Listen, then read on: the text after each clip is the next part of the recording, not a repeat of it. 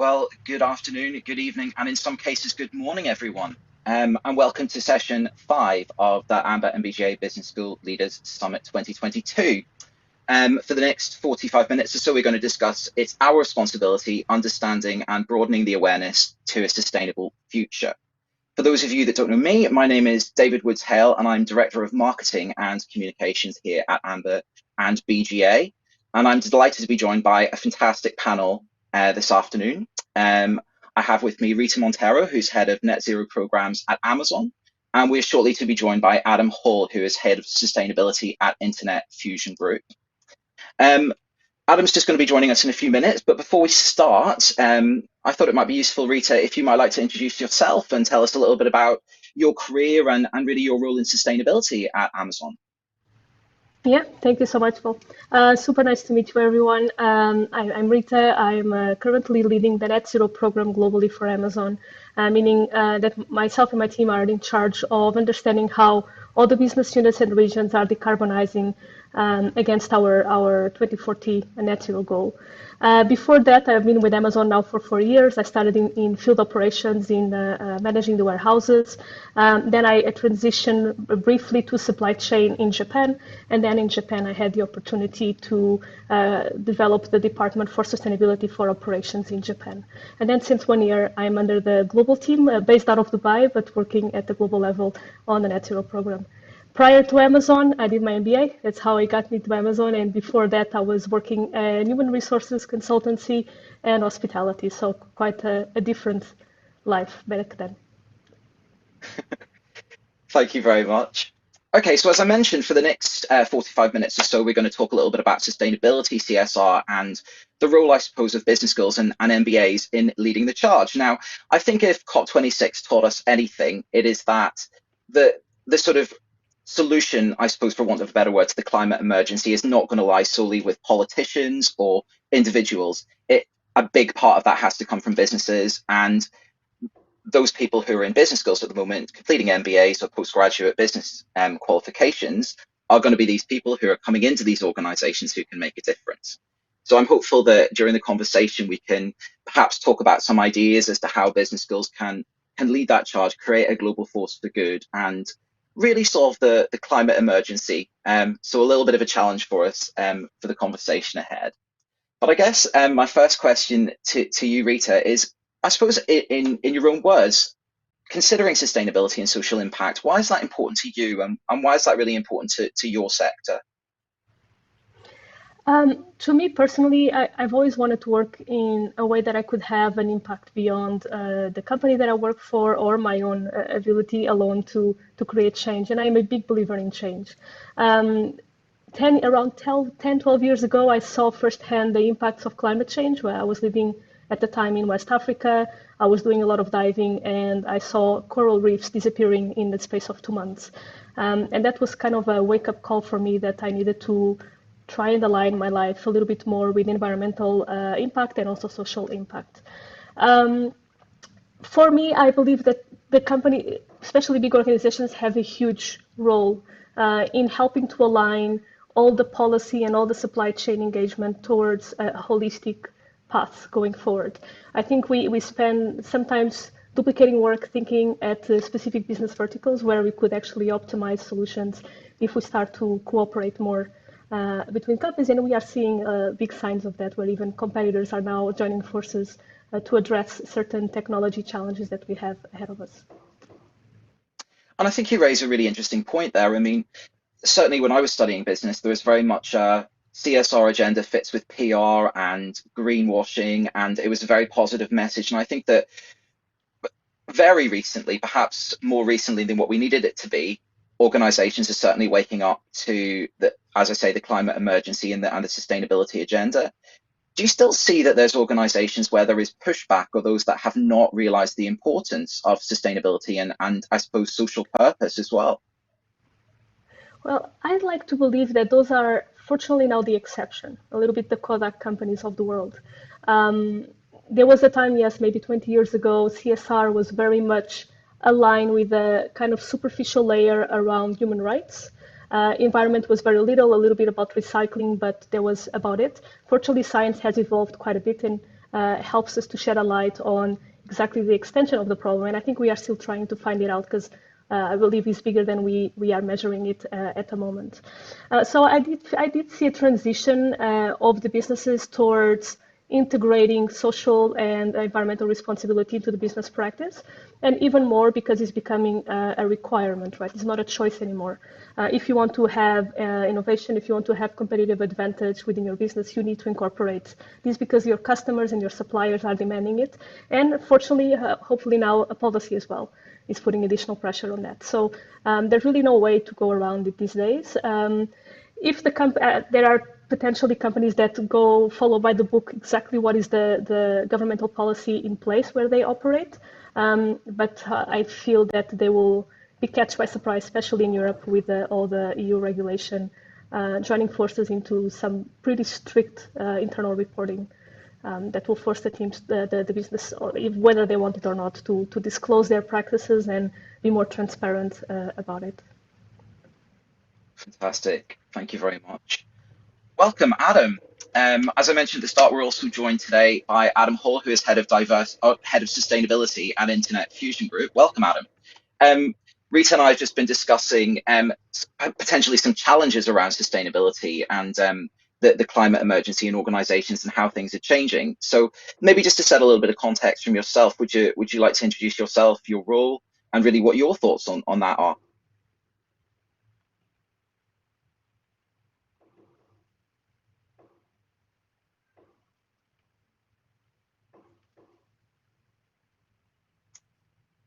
Okay, I think Adam's having some problems with his audio. So unfortunately, Rita, I'm going to have to throw it back to you again, putting you on the spot here. So actually, so if we talked about challenges in organizations, let's flip the question and talk about what exciting innovations you've seen in terms of companies that you've heard of or know of that are making a positive impact on the sustainability agenda. I think that there's been loads of positive stories coming out, certainly during the pandemic, as more organizations focus on net zero, working from home. How can we keep those innovations in place as we move into our new normal?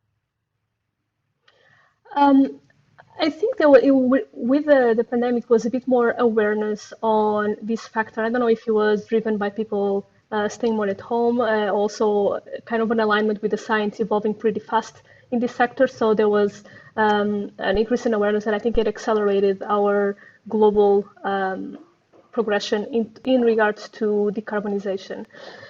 Some of the innovations that I'm more excited about that are starting to come up is the integration of ESG metrics with the financial planning of the business team. So really becoming part of the DNA of the companies. They we don't question safety, we don't question certain regulations. We should not question sustainability, whether it's regulatory or not. And so I'm seeing this transition of really incorporating sustainability in all the business metrics and having an execution across all business teams. And so it's not so much the sustainability department to lead the execution of this, but is a consolidated approach from the business. From a technology standpoint, I think there is one challenge that was highlighted with the pandemic, which is the global supply chain dependency and centralization.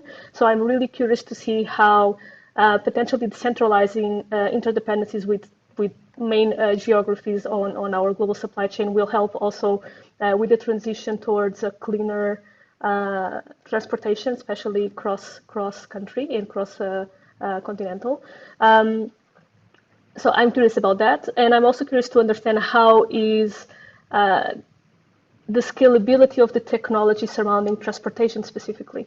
There has been evolutions on that, still a bit slow. It's still very hard to decarbonize air, to decarbonize maritime, because the technologies are very new, and there is not yet scalability for those. So I am very curious, and also my company is very much involved in identifying the solutions and partnering towards acceleration of these technologies. I think the message is we cannot wait 10 years until the technologies are fully developed. We need to be pioneers in actually accelerating that development itself. So those are the two components that I'm more interested about specifically. Then finally, I think as a natural transition, and because again, very much tied with technology maturity, the energy transition toward renewables has been exponentially growing across the globe. I think it will continue. Now is a question on how can we continue to decarbonize the energy sector, considering the intermittence of renewables. So it will be the next challenge also with the electrification of transportation. It will be an interesting challenge on how we can create enough energy storage solutions to help supply the demands and the fluctuations of our human consumption. Just a couple of things to think about there. I'm absolutely going to pick up a lot of these points shortly with you, Rita, but Adam's back with us. So introduce yourself, Adam. How how are you? I'm back. Yeah, so Adam Hall, Internet Engine. I'm very well. I'm connected now. So we're a niche online retailer that caters for people that are passionate about the outdoors. So actually sustainability is actually very core to our function. It's very core to our customer base. It's core to us because we participate in many of the sports that we endorse.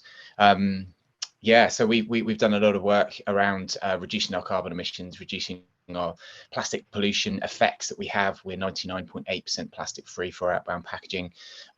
We've reduced our scope 1 and 2 carbon emissions by 93% from our 2018 baseline. So we've been working very hard because we understand it's important to us, it's important to our customers. But yeah, good to be here. Thank you for having me. You're welcome. Great to have you. I mean, I think what's fair to say about both your organizations is that you are really cool tech firms. Both of you have sustainability in your mission statements. It's really core to what you do. And it's been well publicized what your organizations have been doing in terms of I suppose, positive impact on the sustainability agenda. But the news is still packed with loads of organizations who are still behaving in an unethical way. And you know, I think that's something that needs to be considered, that needs to be really pushed forward. What is going to trigger, I suppose, a global movement towards more sustainable ways of doing business? Does that have to come from the organizations themselves, or does it come from the leaders that are moving into them? Do we need to reconsider values across the board? Or is it about a legislation issue, which obviously a lot of businesses would react to in a less than positive way? I'll throw that to yourself first, Rita, please.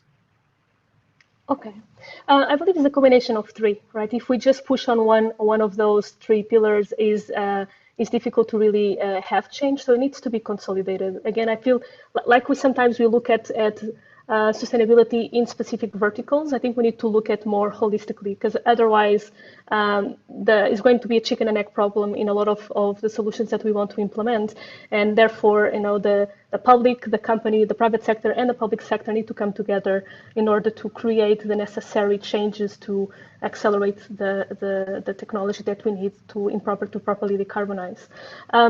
Again, I feel that it's not just about new leaders that are coming into the businesses. Of course, fortunately, the new generation has a much bigger awareness around sustainable and social responsibility than we ever did when we were younger, which is great because it becomes part of that DNA of ethical business behavior that we are going to see materialize more and more in the future. But it's also the realization of more tenure leaders that it is about business innovation and it is about survival. Even if for some reason somebody still refutes the science, which I would be very surprised about, is your business survival. So whatever is the case, you have to make the change in order to continue. And therefore, I believe that whether it's the right principle or not, businesses are having to have that shift. And again, I'm happy to see more policy, because I do feel that policy helps to glue everything together. Otherwise, it's always going to be a first mover or the exception, and policy helps to bring everybody at the same level. So it's not about independent action, but consolidated one. Thank you. Adam, did you want to pick up on that? Yeah, absolutely. I totally agree with Rita. It's not one or the other. It's, you know, all three elements need to work in conjunction. I do feel that businesses need to take the lead. You'll find the major gear shifts are with policy change. That's when we really make solid changes, but governments are notoriously slow. and they will never be seen to impede business. So actually businesses need to lead. You know, when governments or policymakers see businesses making change and being a successful business, it makes it easier for them to change policy. We also need to see that action from customers. They do need to support responsible businesses to keep that momentum going. But I strongly feel that businesses should take the lead here. We have the ability to make changes in line with what the science is telling us we need to do, particularly around climate change, and some of the reports that are coming out about the amount of chemicals that we're producing. We have the ability to change from quarter to quarter. You can go to a board meeting and get those changes made very rapidly. And what that does is it not only informs customers that you can make choices with companies that are doing the right thing, and they'll in turn support you. You'll also drive the competition and business as a whole to step up. They'll see what that business is doing and feel that they have to do the same. So you make changes within business. But as I said, the major gear change is when you get a mass of businesses making these changes and making positive actions, and when you see policymakers and governments see that there's 20%, 30% of business are taking these actions and still being a successful business, it makes it easier for policy change to be made, and that's when the gears really start to shift. Yeah. Great answers. Thank you both very much. Businesses are obviously made up of leaders and people. Business schools educate these leaders of tomorrow. For the benefit of our audience, who are obviously business school leaders and decision makers, program designers, what do you think business schools could be doing more of to help leaders entering businesses really be embracing and, you know, seeing the sustainability agenda as a strategic agenda, as opposed to perhaps a tick box exercise as something that they have to deal with? What sort of skills and attributes would you like to see more of? Me first. Yeah. Yes. So I would like to see sustainability and ESG integration less as an elective and actually as a critical aspect on any baseline business curriculum. So like we have finance, we have marketing, they never go away, they're always there when you are studying business, and sustainability and ESG need to be part of that discussion. It's a little bit aligned with what I was saying before, that it's not the Department of Sustainability responsibility to decarbonize, it's the Department of Responsibility to have the governance that allows the execution of all functional heads in a business to act towards the same direction. And so I think the business schools need to have this approach and integrate ESG metrics in every business case or strategic planning that they are showcasing, and in a second instance have more practical exercises on implementing these changes. I see sometimes a lot of use cases or theoretical cases, and there's an opportunity to partner more with small businesses or with business partners, companies that are partners with universities, to apply those use cases, even if they are in the continuation of 2 or 3 years across different classmates. Thank you very much. Absolutely. Adam? I think again, I totally agree, Rita. It has to be implemented across every single department. You know, sustainability is not a one department that delivers for everybody. It's actually, in most situations, it's a coordinator of multiple departments trying to make their elements more sustainable. One thing that I would point out is we need to change, and I think this is happening. So I think we need to change the perception of sustainability. It's a practical function of a modern business.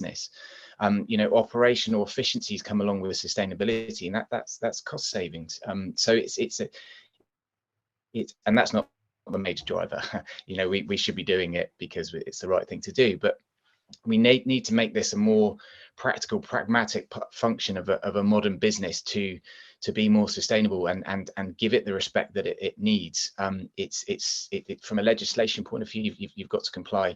You know, from operational efficiencies, from many different elements, it's beneficial to a business, and we need to give the sustainability efforts and department more respect, and that has to be delivered through practical and pragmatic efforts that's very simply put across. I think one of the one of the elements that we're not great as a sustainability community is trying to make this simplistic and achievable. We're a victim of using terminology and explaining in complex ways. It shouldn't be, you know, it's got to be recognizable across every single department. And for us to really get some momentum going, it needs to be understandable and communicatable and achievable. Yeah, I love what you're both saying, actually, that it's about really engaging all business people with the sustainability agenda, not making it a department within its own right or a silo, but something that is literally a red thread throughout the entire business, because it is what business will be based upon, certainly now and in the next few years. I'm going to take a pause from my questions just now, if I may, because I can see that there's some really interesting ones coming in from the audience. So I'm just going to pull those up. So the first question that I can see that's come in from the audience is that they're saying, I think that COVID-19 has taught us that corporations and organizations can pivot very quickly in response to an existential threat. How can we move sustainability to be a priority all the time? I'll throw that to yourself first, Adam. Oh, sorry, Sorry, go Rita. ahead. Yeah, that's a very good question, and it's something that I think we're trying to effort. The efforts that we're trying to do constantly. You know, for me, I've always found it does work very quickly in a top-down effort rather than a bottom-up effort. If you can get the leaders on board, I think that makes a lot of it so much easier through any organization if you've got that support from the top. How do you do that? Well, you've got to find those key elements that those leaders actually engage with on a sustainability level. So that's about understanding leaders, understanding what's important to them. If you can get a sustainable class in their kids' school, that always helps, and to really win them over, because if you can get the kids giving them a bit at home and saying, come on, mum, dad, what you doing at work, that always helps. But I think a top-down approach is the most effective way of getting things moving. Cool, thank you, Rita. Did you want to pick up on that? Yeah, I agree. I think it needs to be the bottoms up and the top down alignment. If it's just bottoms up, then it will be not consistent, not benchmarking, it will not have a long-term impact at scale. If you are able to have it top down, but then lead the bottoms up to execute it and really integrating ESG metrics with their business operative metrics, they are able to start to trace it and integrate it, like they in thinking about Amazon, like we chase safety, productivity, and so on. We are able also to chase those metrics incorporated as part of the KPIs, and then of course understand what kind of trade-offs we have to make on behalf of different priorities that we have. But again, I do feel that policy still has a big impact because some companies tend to wait for legislation to happen to act, and I think that the companies, especially large ones, have the ability to really help to shape that policy in a direction that is practical and that is tactical as well. Great, thank you both very much. Another question that's come in that I love is the current business rhetoric is very much around the term people-centric organizations, and they're just asking what your thoughts on that are. So do you think instead of it being people-centric organizations, it should be planet-centric organizations given the climate emergency? Adam. Who goes first? Go. Yeah, absolutely. I mean, look, I've got quite a clear view that that everything else is built on sand without a functioning ecosystem on this planet. You know, the economy is if the planet's not functioning and not providing everything we need, you know, if people's health you know, comes secondary to the planet, which is bizarre because we always think of our health first. It's most the immediate threat. But absolutely, I think organizations should now be considering the effects, you know, and actually they now need to be pre-planning based on what the future of the climate looks like. Do you need to change your business model? You know, it's not just about trying to limit your impacts anymore. It's about planning, because the world around us is changing, and it's changing very, very fast. And your current business model may not be adequate in the changing world that we're in. So I think that's a stark reality of why we need to consider planet first. Everything else is built on sand after the planet. Yeah.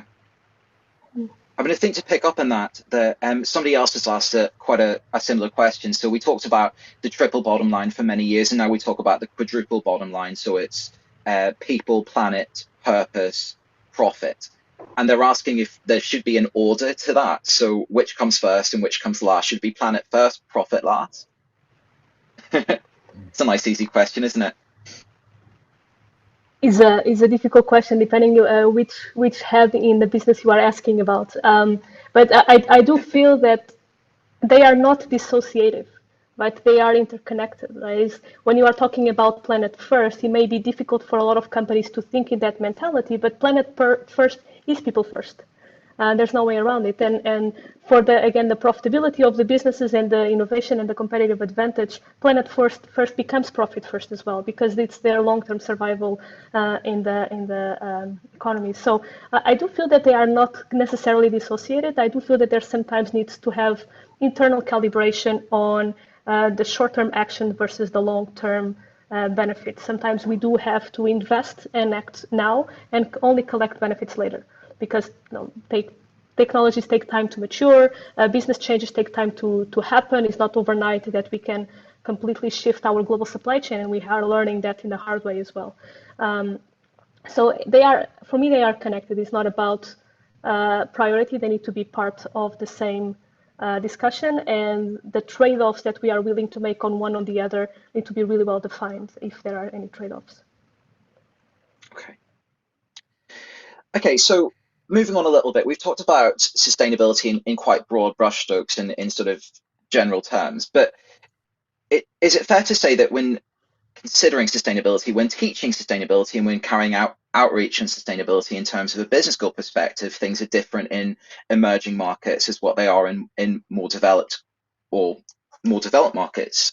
So, do we need to have different considerations in, say, growth markets than what we do in more developed markets when it comes to sustainability? Are there different challenges there? And is that something you're thinking about in your organizations? I'll throw that to yourself first, Rita, if I may. Yeah.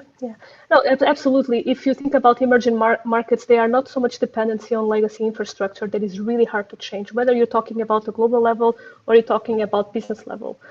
So the emerging markets have a better opportunity to learn from the mistakes that have been done on the more developed markets and try to act in a way that is more sustainable in the long term. So in the midterm, they don't have to pay twice for those changes to happen.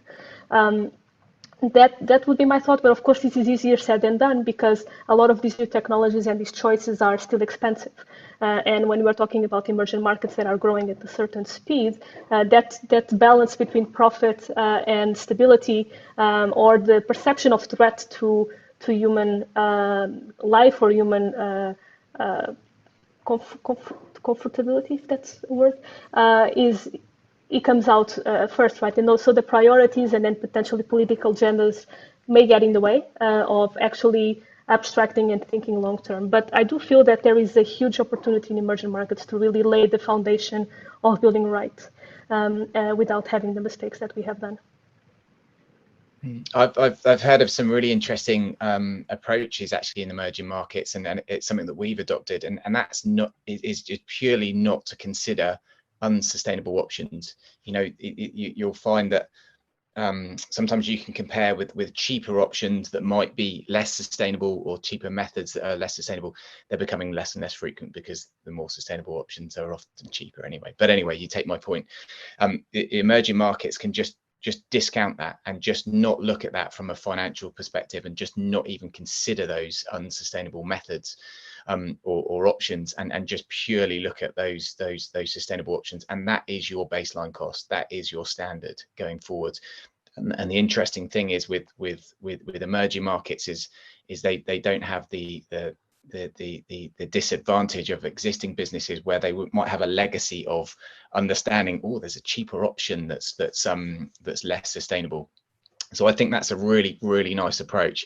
is just don't even consider them. That is your baseline cost, you know, to actually take the more sustainable option. And I think emerging markets are doing that, and they are just won't consider other options. Great, thank you very much. Now, you've both mentioned, oh, sorry.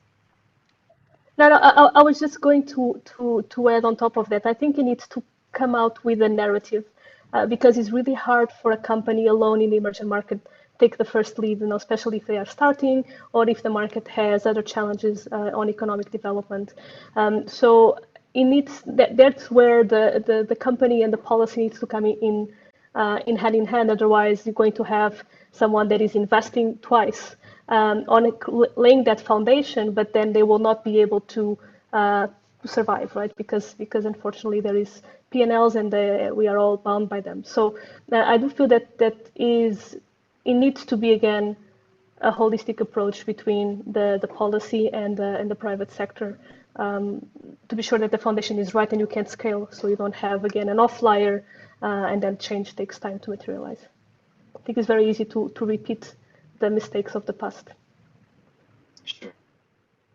I think, you know, you've both intimated when speaking to me that in your organizations, because you obviously have huge distribution channels, packaging is an issue. In terms of packaging and sustainability in those areas, is it about organizations being innovative, or is it about the supply chain working with other organizations, perhaps SMEs, that might have solutions to problems they haven't thought of? Because we are talking about this from the perspective of larger organizations, but how are you sort of working with smaller, more innovative startups to perhaps solve some of these problems? And I am using packaging as an example here just because that's a challenge that you both will be facing in your roles. Adam, you mentioned it first, so can I come to you first, please? Yeah, absolutely. We've always taken the position that we need to assist the supply chain and actually work with them in a collaborative fashion, because we find that you progress much quicker. So actually what we've done is we've created a delivery policy where it's a traffic light system, and it's a do's and don'ts of packaging in particular. That's really worked, and we've had a fantastic response from our supply chain. And these are organizations that can be SMEs, they can be larger corporations, and both have responded very positively in the fact that we've not only asked them to change, which has been often the catalyst for their business to make those changes, but we've also given them a best practice guide and said, this is how you physically do it. This is the breaking down every single element of packaging. And we just find that collaborative effort has just really accelerated that, and working hand in hand with SMEs to really push that effort forward. And I think that's a really clear indication of what we need to do as a business community is actually work in collaboration in this non-competitive space of sustainability, sharing ideas, sharing concepts, sharing new technology and best practices. And influencing our supply chain. You know, we have a wide sphere of influence as organizations and businesses, and actually pushing it in both directions to our customers, encouraging our customers to be more sustainable.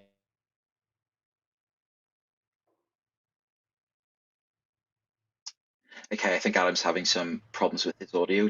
Could you pick up on that, Rita? Yeah, sure. Packaging is always a first question that I have from external people as well. But actually pushing it up the tree several... and how our supply chain can better away from packaging and back to carbon. There's a delay. The beauty of conference calls. So live television. I was saying that yeah, exactly. So I was saying in terms of packaging, we have several fronts working on optimizing packaging, from the material side of things, from the supplier engagement, and from algorithms that help us to have the best box recommendation depending on what goes inside of it. Now, there is opportunities to improve, and we have I guess our team in packaging is several hundreds of people, a lot of very, very smart people working on very specific algorithms, research scientists for materials, research scientists for supply chain, because then is also the consolidation of all our end-to-end operations that packaging is involved with in terms of how can we get it to the customer with less effort from transportation, so we can also optimize our footprint there. How are our systems designed in terms of our warehouses that are compliant or not with different types of packaging, and how can we push to dematerialize and decarbonize packaging? Sometimes is challenging. When you look purely at carbon, you may find that, for example, paper is more carbon intensive than plastic.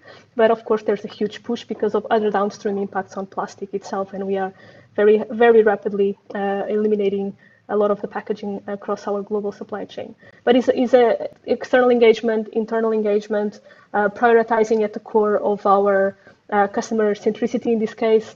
We know that is something that we really want to eliminate as soon as possible on behalf of the customer, all the frustration around packaging. And we have, I think our oldest sustainability program is actually called frustration-free packaging. We had tons of innovations over the last 15 years, and we eliminate several millions of tons of waste on behalf of the customers with the package improvements that we are having. Excellent, thank you very much. Okay, so we've only got a couple of minutes left. So I've got one last question for you, if I may. You're a business graduate, Rita, and you've been through business school. You sort of know how it works, how people are educated, how they think. If you could give an advice or one piece of advice to somebody moving through business school or completing an MBA, or one thing you think they should be considering as soon as they enter the business world to sort of make a first step into, nurturing and developing a sustainable business, what would that piece of advice be? Metrics. Pay attention on all the analytics class. Metrics are key, and data is key for actually driving change. And sometimes the changes don't have to be purchasing a fancy new asset. You can have a lot of optimization just by looking at your business strategically and on a process-based level. So I would say that try to understand how sustainability fits in each of those disciplines, in finance, in marketing, in operations, because they have a role in all of them. And you can think about sustainable finance in a way, and integrating carbon price or other components of investments into the business. You can think about innovation and how to introduce new technology or change the processes in order to optimize for sustainability. So bring that component of sustainability and criticism into everything that you do, whatever specialization you decide to follow. Brilliant advice. Thank you very much. That pretty much takes us beautifully to the end of this session, which I found to be fascinating. Like all the other chairs have said throughout the day, I could speak to you both for another hour, but I will relieve you of the pressure of being grilled by myself now.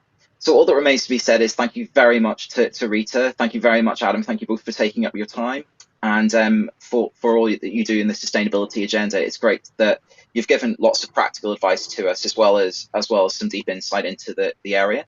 So thank you once again. Thank you very much for listening, everyone. And if you just stand by, I'll hand back over to Andrew Main Wilson to close the event. Thank you very much. So that brings us to the end of the summit, and I really hope you found these last 4.5 hours both insightful and inspirational. We'll be discussing these 5 issues in more detail, along with many other topics, at our Global Deans and Directors Annual Conference in Lisbon, which is going to take place from May 15th to 18th. And I very much hope you'll join the team and I there in Lisbon. It will be a fantastic event. Then at the end of September, we'll be relocating to a superb new global AMBA and BGA headquarters here in London. And I'd be delighted to welcome you there if you're in London from autumn onwards at any time. Just drop in and see us. Meanwhile, thank you all once again for joining us today. Thank you to our 20 speakers and our 5 sponsors. And thank you, David, Paul, and the entire AMBA and BGA team involved. And finally, I look forward to seeing you all again, of course, in an hour and a half's time. That's 3 p.m. London time for our Excellence Awards. Just click on the link on the events platform to join the award ceremony. See you there.